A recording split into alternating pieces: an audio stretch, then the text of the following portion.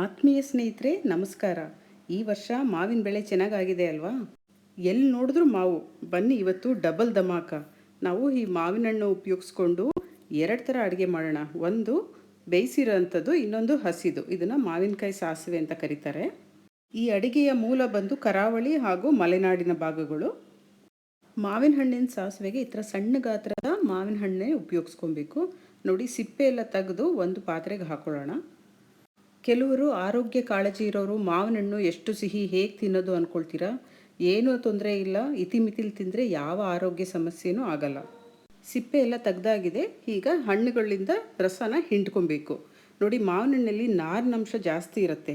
ನಮ್ಮ ಪಚನ ಕ್ರಿಯೆಗೂ ತುಂಬ ಸಹಾಯ ಆಗುತ್ತೆ ಇದರ ಸೇವನೆಯಿಂದ. ಸಾರಿಗೆ ಒಂದು ಸಿಂಪಲ್ ಆಗಿರೋ ಒಗ್ಗರಣೆ ಹಾಕೋಣ. ಪ್ಯಾನ್ನಲ್ಲಿ ಮೊದಲದಾಗಿ ಎಣ್ಣೆ ಹಾಕ್ಕೊಳ್ಳಿ, ನಂತರ ಸಾಸಿವೆ ಹಾಕ್ಕೊಬೇಕು. ಜೊತೆಗೆ ಸ್ವಲ್ಪ ಹಿಂಗು ಸೇರಿಸ್ಕೊಳ್ಳಿ. ನೋಡಿ, ಇದು ಮಾವಿನ ಹಣ್ಣಿನ ಸಾಸಿವೆ ಅಂದ್ಬಿಟ್ಟು ತುಂಬ ಸಾಸಿವೆ ಹಾಕೋಕ್ಕೆ ಹೋಗ್ಬೇಡಿ, ಆಮೇಲೆ ಸಾರು ಕಹಿ ಆಗುತ್ತೆ. ಸಾಸಿವೆ ಸಿಡಿದ ನಂತರ ಒಣಮೆಣಸಿನ್ಕಾಯಿ, ಕರಿಬೇವು ಹಾಗೂ ಅರಿಶಿಣ ಹಾಕಿ ಇದ್ರ ಜೊತೆಗೆ ರುಚಿಗೆ ತಕ್ಕ ಹಾಗೆ ಅಚ್ಕಾರದ ಪುಡಿ ಸೇರಿಸ್ಕೊಳ್ಳೋಣ. 1 ಸ್ಪೂನ್ ಸಾಕು. ಇಲ್ಲಿ ನಾವು 6ರಿಂದ 7 ಸಣ್ಣಗಿರೋ ಮಾವಿನ ಹಣ್ಣು ತೊಗೊಳ್ತೀವಲ್ಲ, 1 ಸ್ಪೂನು ಅಚ್ಕಾರದ ಪುಡಿ ಸಾಕು. ಹಾಗೆ ರುಚಿಗೆ ತಕ್ಕನಷ್ಟು ಉಪ್ಪು ಕೂಡ ಬೆರೆಸ್ಕೊಳ್ಳಿ. ಖಾರ ಎಲ್ಲ ಎಣ್ಣೆಯಲ್ಲಿ ಫ್ರೈ ಆಗಿದ ನಂತರ ಇವಾಗ ಮಾವಿನ ಹಣ್ಣನ್ನ ಸೇರಿಸ್ಕೊಬೇಕು. ಮಾವಿನ ಹಣ್ಣನ್ನ ಮಸಾಲೆಯಲ್ಲಿ ಹೊಂದೋ ಹಾಗೆ ಎಲ್ಲನೂ ಮಿಶ್ರಣ ಮಾಡಿ ನಂತರ ಒಂದು ಸ್ವಲ್ಪ ನೀರು ಹಾಕ್ಕೊಳ್ಳಿ. ಇದು ತುಂಬ ನೀವು ನೀರು ಮಾಡ್ಕೊಬಾರ್ದು, ಆವಾಗ ಜಾಸ್ತಿ ನೀರು ಹಾಕಿದ್ರೆ ನಮಗೆ ಆ ಮಾವಿನ ಹಣ್ಣಿಂದು ರುಚಿ ಹೊರಟೋಗುತ್ತೆ. ಸ್ವಲ್ಪನೇ ನೀರು ಹಾಕ್ಕೊಂಡು ಒಂದು 10 ನಿಮಿಷ ಲೋ ಫ್ಲೇಮ್ನಲ್ಲಿ ಇದನ್ನು ಕುದಿಸ್ಬೇಕು. ಖಾರ ಎಲ್ಲ ಸ್ವಲ್ಪ ಬೇಯಬೇಕಲ್ವ, ಅದಕ್ಕೋಸ್ಕರ ಒಂದು 10 ನಿಮಿಷ ಕುದಿಸಿ.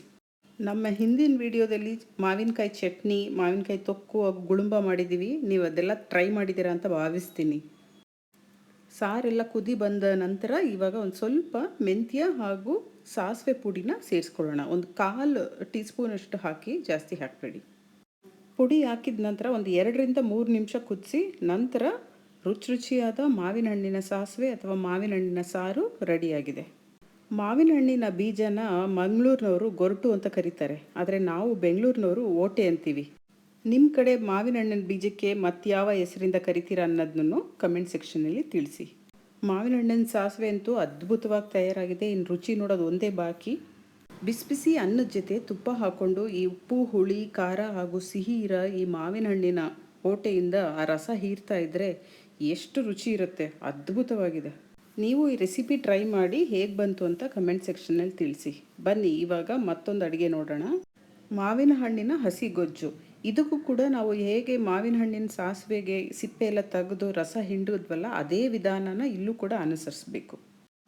ಮಾವಿನ ಹಣ್ಣಿನಿಂದ ಸಿಪ್ಪೆ ತೆಗೆದು ರಸ ಹಿಂಡಿದ್ದಾಯಿತು. ಈಗ ಒಂದು ಮಿಕ್ಸಿ ಜಾರ್ಗೆ ಒಂದು ಅರ್ಧ ಹೋಳಷ್ಟು ಹಸಿ ಕಾಯಿ ತುರಿ ಹಾಕ್ಕೊಳ್ಳಿ. ಇಲ್ಲಿ ನಾವು ಕಟ್ ಮಾಡಿರೋಂಥ ಪೀಸಸ್ ಹಾಕ್ಕೊಳ್ತಿದ್ದೀವಿ, ನೀವು ಕಾಯಿ ತುರಿ ಇದ್ರೂ ಹಾಕೊಬೋದು. ಒಂದು 4 ಬೆಳ್ಳುಳ್ಳಿ ಹಾಗೂ ರುಚಿಗೆ ತಕ್ಕನಷ್ಟು ಒಂದು 4 ಹಸಿಮೆಣಸಿನ್ಕಾಯಿ, ಸ್ವಲ್ಪ ಶುಂಠಿ ಹಾಗೂ ಕರಿಬೇವಿನ ಸೊಪ್ಪು ಹಾಕ್ಕೊಳ್ಳಿ.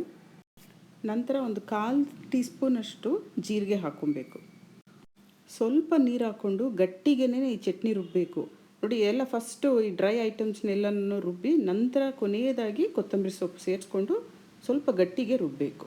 ಚಟ್ನಿ ರುಬ್ಬಿದ ನಂತರ ಮಾವಿನ ಹಣ್ಣಿನ ಮಿಶ್ರಣಕ್ಕೆ ಈ ಚಟ್ನಿನ ಸೇರಿಸಿ ಎಲ್ಲನೂ ಚೆನ್ನಾಗಿ ಹೊಂದ್ಕೊಳ್ಳೋ ಹಾಗೆ ಒಂದು ಸಲ ಕೈ ಆಡಿಸಿ ಎಲ್ಲ ತಿರುಗಿಸ್ಬೇಕು.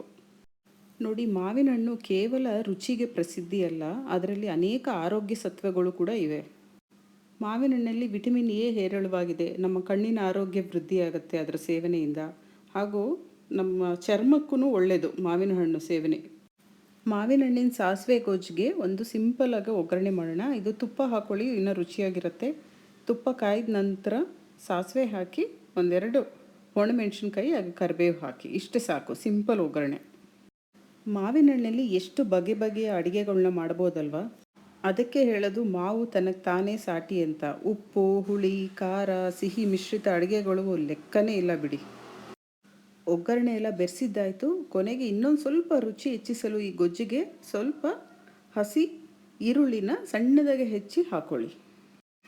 ಈ ಚಟ್ನಿ ಜೊತೆ ಈರುಳ್ಳಿ ಕೂಡ ಕರಮ್ ಅಂತ ಸಿಗ್ತಾ ಇದ್ರೆ ಎಷ್ಟು ರುಚಿಯಾಗಿದೆ ಅಲ್ವಾ.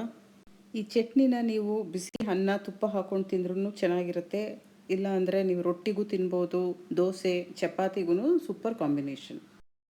ಸ್ನೇಹಿತರೆ, ಮಾವಿನ ಹಣ್ಣು ಅಥವಾ ಮಾವಿನಕಾಯಿನ ಯಾವ ರೆಸಿಪೀಸು ನೀವು ಟ್ರೈ ಮಾಡಿದ್ದೀರಾ ಅನ್ನೋದನ್ನು ನಮ್ಮ ಕಮೆಂಟ್ ಸೆಕ್ಷನಲ್ಲಿ ತಿಳಿಸಿ. ಹಾಗೂ ನಮ್ಮ ಚಾನಲ್ನ ಹೀಗೆ ಸಪೋರ್ಟ್ ಮಾಡ್ತಾಯಿರಿ ಹಾಗೂ ಸಬ್ಸ್ಕ್ರೈಬ್ ಮಾಡಿ. ಮುಂದೆ ನಮ್ಮ ಚಾನಲ್ನಲ್ಲಿ ಯಾವ ಅಡುಗೆಗಳ್ನ ನೀವು ನೋಡೋಕ್ಕೆ ಬಯಸ್ತೀರಾ ಅನ್ನೋದನ್ನು ತಿಳಿಸಿ.